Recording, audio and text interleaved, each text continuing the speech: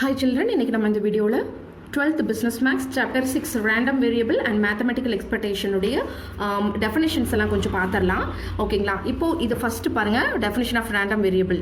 Okay, random variableனா என்ன அப்படிங்கிறத பார்க்கலாம். Random variable is a real valued function defined on a sample space S and taking values in minus infinity to plus infinity or whose possible values are numerical outcomes of a random experiment அப்படின்னு கொடுத்துருக்காங்க.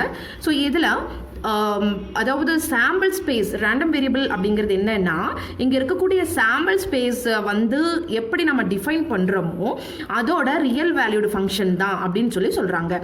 And இதோட value வந்து minus infinity to plus இன்ஃபினிட்டிவாக இருக்கும். அல்லது அதாவது இந்த random எக்ஸ்பெரிமெண்ட்டில் இருக்கக்கூடிய பாசிபிள் வேல்யூஸ், அதாவது ரேண்டம் எக்ஸ்பெரிமெண்ட் நம்ம பண்ணணும் அப்படின்னா அதில் நமக்கு பாசிபிள் வேல்யூஸ் என்னென்ன நமக்கு சாத்தியமுள்ள மதிப்புகளோட எண்ணிக்கையோட வெளிப்பாடு அப்படின்னு சொல்கிறாங்க. ஓகேங்களா? So possible values are numerical outcomes. Random எக்ஸ்பெரிமெண்ட்டில் இருக்கக்கூடிய possible values are outcomes. Okay, இதுதான் வந்து ரேண்டம் வேரியபிள் அப்படின்னு சொல்கிறாங்க. ஓகேவா?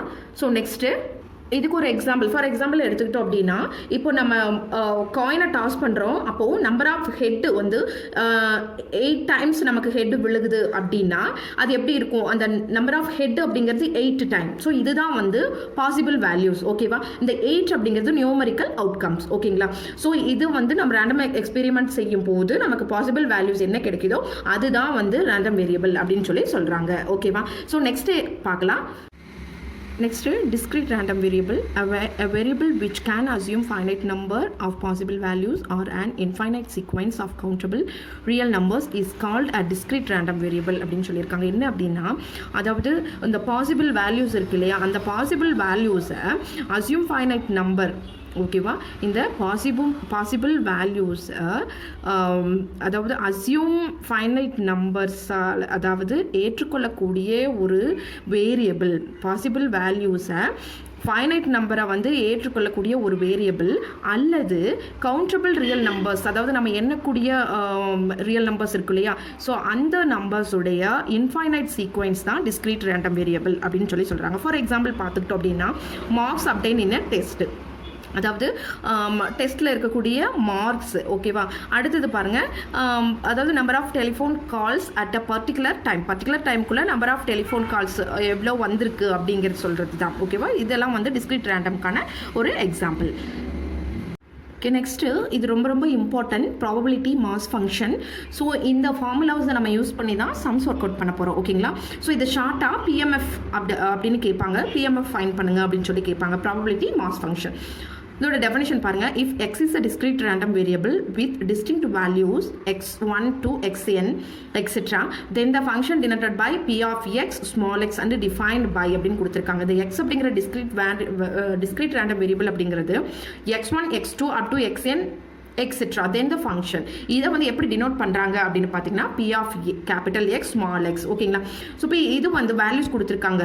இஃப் எக்ஸோட வேல்யூ xi, அதாவது x is equal to xi இருந்துச்சு அப்படின்னா ஐயோட வேல்யூஸ் பாருங்கள் 1 to up to n then etcetera அப்படின்னு கொடுத்துருக்காங்க. இப்படி இருக்கும் போது இங்கே பாருங்கள், பி ப்ராபபிலிட்டி, பி அப்படிங்கிறது ஓகேவா ப்ராபபிலிட்டி. அப்போ capital X is equal to small x i, அல்லது இது எப்படி டினோட் பண்ணலாம், பிஐ அல்லது பி ஆஃப் எக்ஸ்ஐ.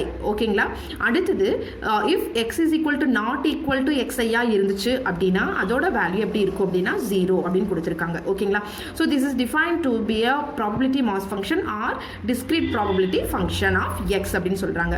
அடுத்தது இதோட கண்டிஷன் கொடுத்துருக்காங்க. கண்டிப்பாக இது ரொம்ப ரொம்ப இம்பார்ட்டன்ட். ஸோ இதை நல்லா படிச்சுக்கோங்க.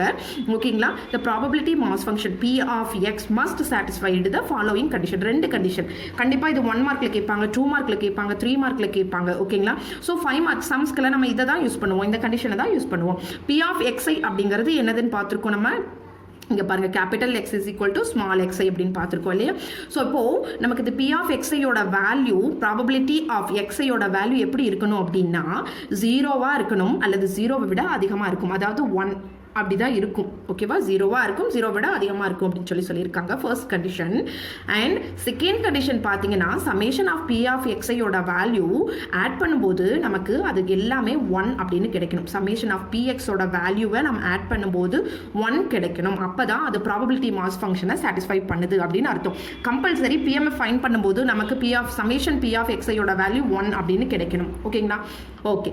Next discrete distribution function. The discrete cumulative distribution function or distribution function of a real value discrete random variable x takes the countable number of points x1 x2 etc. with corresponding probability p of x1 p of x2 etc. and then the cumulative distribution function is defined by f of capital X of small x p of capital X less than or equal to x for all x belongs to R அப்படின்னு கொடுத்துருக்காங்க. So இதில் என்ன சொல்லியிருக்காங்க, cumulative distribution. குமுலேட்டிவ்னா என்னம்மா பார்த்துருக்கோம் நம்ம இதுக்கு முன்னாடி 11th நம்ம பார்த்துருப்போம் இல்லையா. குமுலேட்டிவ் அப்படின்னா இங்கே என்ன வேல்யூ இருக்கோ அதை அப்படியே இங்கே எழுதுவோம், ஜிக்ஸாக்காக நம்ம என்ன பண்ணிட்டு வருவோம், அதை ஆட் பண்ணிட்டு வருவோம், ஞாபகம் இருக்கா. ஸோ அதுதான் குமுலேட்டிவ் டிஸ்ட்ரிபியூஷன். ஓகேவா. discrete cumulative distribution function அப்படிங்கிறது என்னன்னா real value discrete random variable of x.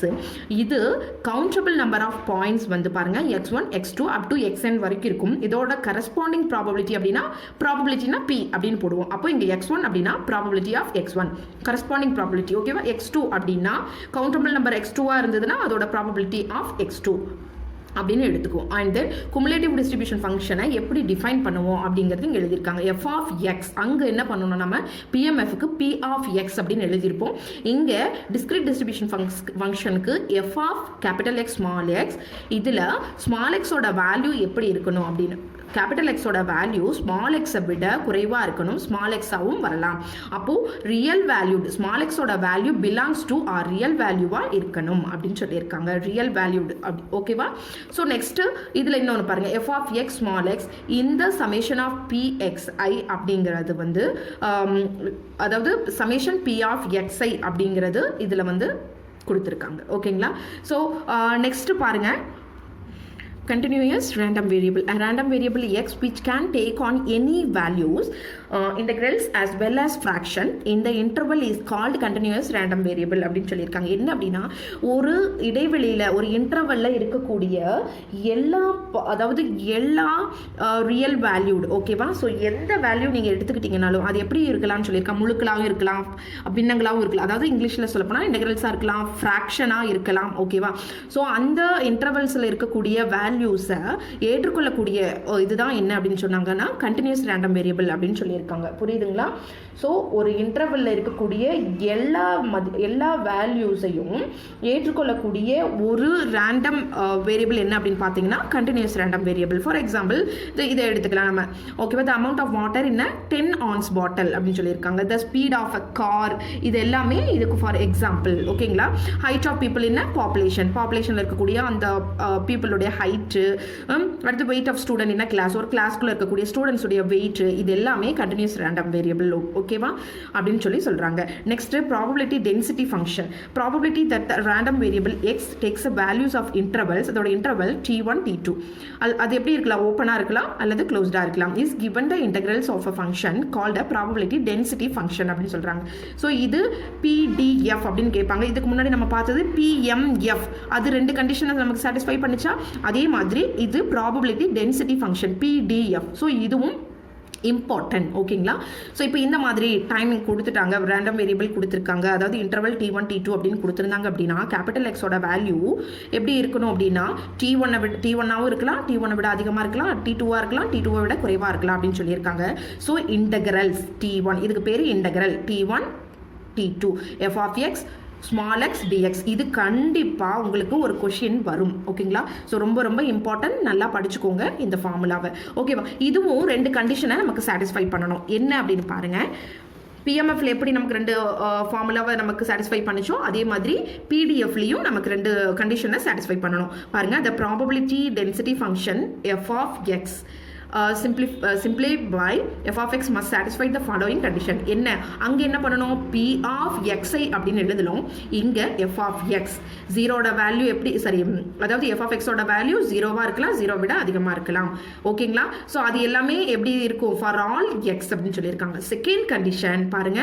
So -∞ to +, அதாவது t1 இங்கே t2. ஓகேவா? ஒரு இன்டர்வல், இப்போ நம்ம டெஃபினிஷன் பார்த்தோம் இல்லையா, ஒரு இன்டர்வலில் இருக்கக்கூடிய, அதாவது எந்த வேல்யூ நீங்கள் எடுத்துக்கிட்டாலும் அது வந்து ஏற்றுக்கொள்ளக்கூடியது அப்படின்னு தான் இந்த கண்டினியூஸ் ரேண்டம் வேரியபிளில் சொல்லியிருக்காங்க. ஸோ இந்த இன்டர்வலில் இருந்தால் t1 to t2க்குள்ளே இருக்கக்கூடிய, அதாவது -∞ to +∞ இதுக்குள்ளே இருக்கக்கூடிய வேல்யூஸை அதையெல்லாம் நம்ம ஆட் பண்ணும்போது, அதாவது f of x d of x இந்த வேல்யூஸையும் ஆட் பண்ணும்போது நமக்கு 1 கிடைக்கணும். பிஎம்எஃப்ல எப்படி நம்ம அதை பண்ணணுமோ, சமேஷன் வந்துச்சு, இங்கே வெறும் இன்டெக்ரல் வருது. ஓகேவா? ஸோ ரெண்டுக்கும் கன்ஃபியூஸ் ஆகிக்கக்கூடாது. ஓகேங்களா? ஸோ இது புரிஞ்சிருக்குன்னு நினைக்கிறேன். Next continuous distribution function. இப்போ பாருங்கள், அந்த எக்ஸ் அப்படிங்கிறது continuous random variable with a probability, அதாவது பிடிஎஃபாக இருந்துச்சு அப்படின்னா அதோட ஃபங்க்ஷனை எப்படி நம்ம பண்ணுவோம், கண்டினியூஸ் ரேண்டம் வேரியபிளும் வரும், ப்ராபபிலிட்டி டென்சிட்டியாகவும் இருந்துச்சு அப்படின்னா capital f of x small x அது p equal to p of x